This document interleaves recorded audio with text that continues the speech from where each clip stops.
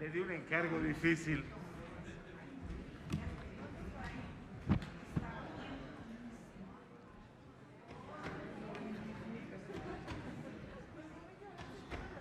Presidente, con su permiso, señoras senadoras, señores senadores, no es lo recomendable, pero me voy a quitar el cubrebocas porque no me van a entender si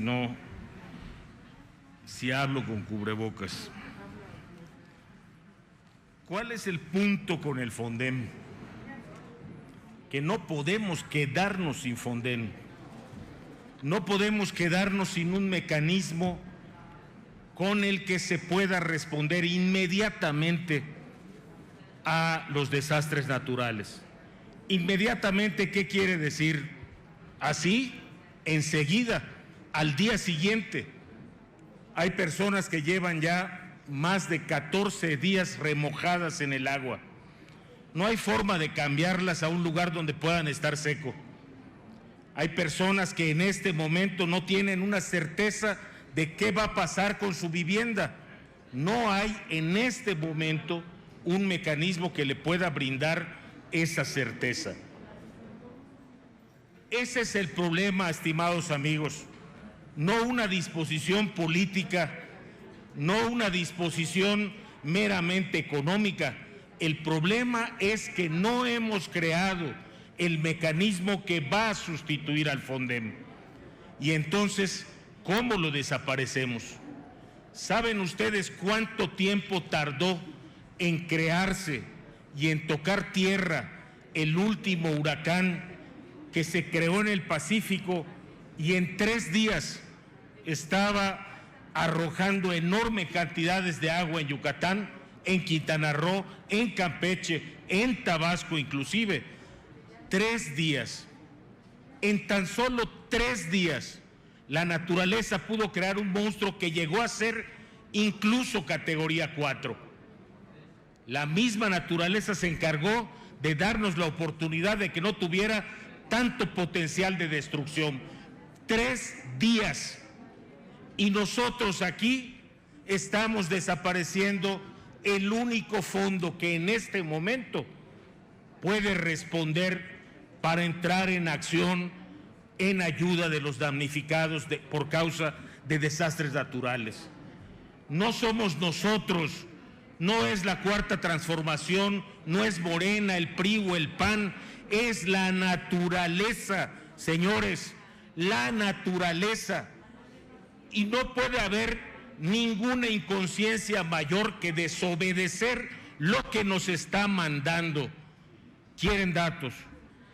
Este es el año más caliente desde que se tiene medición, desde que se tiene registro de temperaturas. Más datos. Los últimos 20 años han tenido un 80% más de desastres naturales que los últimos 20 años del siglo XX. No somos nosotros. No es que quiera el presidente o que no quiera. Es la naturaleza. Y nosotros tenemos que ser responsables si no queremos dejar enormes cantidades de gente en la indolencia. Se necesita una gran cantidad de falta de conciencia para que podamos decir, bueno, pues que se las arreglen como puedan. Pero no crean que somos tan inconscientes. En la oportunidad que me dio el presidente de la Cámara de conversar con el secretario de Hacienda y el presidente de la Junta de Coordinación Política, mi único propósito era decirle, ¿qué está pensando usted con respecto al Fondem? Y me llevé una gratísima sorpresa. Sí tiene la preocupación. No sé por qué no se los dijo a ustedes, porque a nosotros sí nos dijo ahí, sí, el Fondem es de los que tienen que revisarse muy bien y de los que quizá no modificaría, porque yo no modificaría 2 tipos de fondo. Primero, el que responde a contingencias. Como no sabemos lo que va a pasar, lo más lógico es que tengamos algo guardado. Ese es el caso del Fondem. y los otros son los que tienen fuentes de recursos propios. Pero nos concentramos en el de Fondem. Incluso sugirió cuáles son los mecanismos que podríamos crear. Pero amigos, lo sensato es que primero creáramos esos mecanismos y después extinguiéramos al Fondem. Lo estamos haciendo al revés, con un riesgo enorme y con lo que podría tener gravísimas consecuencias para las personas. No importa de qué color sean. A mí me conmovió la carta del gobernador de Tabasco pidiéndole a la Comisión Federal que no desfogara más agua porque Tabasco se iba a inundar, y se inundó. Y allá por lo menos hubo una respuesta inmediata. Las personas bloqueaban la carretera porque querían que les dieran a más personas 10,000 pesos. En mi tierra no les han dado un centavo. Y algunos llevan más de 15 días bogando agua. Otros, ¿saben cuál es el futuro de la península de Yucatán en el caso de que se completara este mismo proceso de calentamiento global y los polos finalmente se deshicieran? Todo el norte de la península de Yucatán quedaría bajo el agua. Más de la mitad de Mérida quedaría bajo el agua. Esa es la naturaleza. Para eso quizá, dirán ustedes, nos queda un poco de tiempo, pero no es tanto. Y no existe ninguna medida que sea capaz de comprender la tristeza de alguien que ha perdido todo lo que tenía, que ha perdido lo único que tenía. Y eso, ahí es donde entra el Fondem. No es una consideración política, es estrictamente una consideración humanitaria. Quedémonos sin el Fondem cuando tengamos un mecanismo que sustituya al Fondem. Presentamos una iniciativa hace unos días. La idea no es mía, es del secretario de Hacienda. Nos lo dijo ahí, estaba el presidente de la comisión.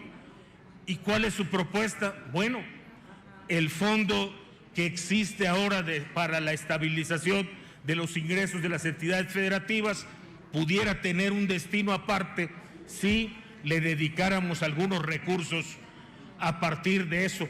Pero tenemos que crearlo, tenemos que hacer la ley, tenemos que cambiar la ley, suprimir el Fondem antes de que podamos crear el mecanismo que lo sustituye es verdaderamente suicida.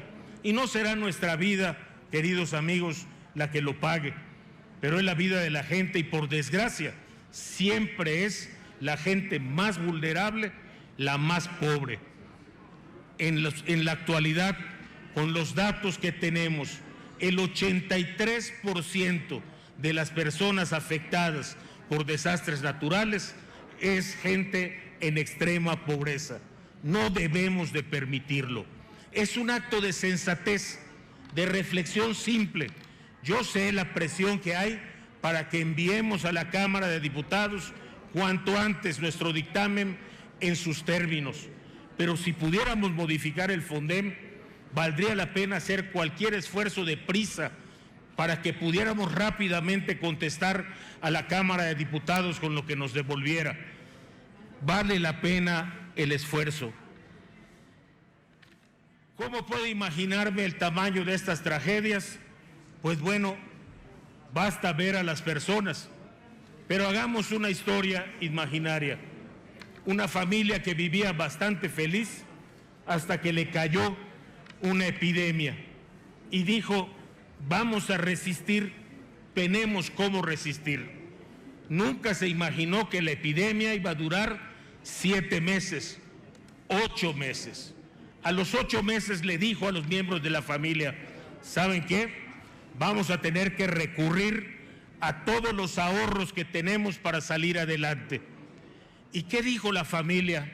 Vamos, jalamos, vamos a recurrir a esos ahorros con tal de salir adelante. Pero lo que la familia espera es que la conducción de la casa se haga con racionalidad.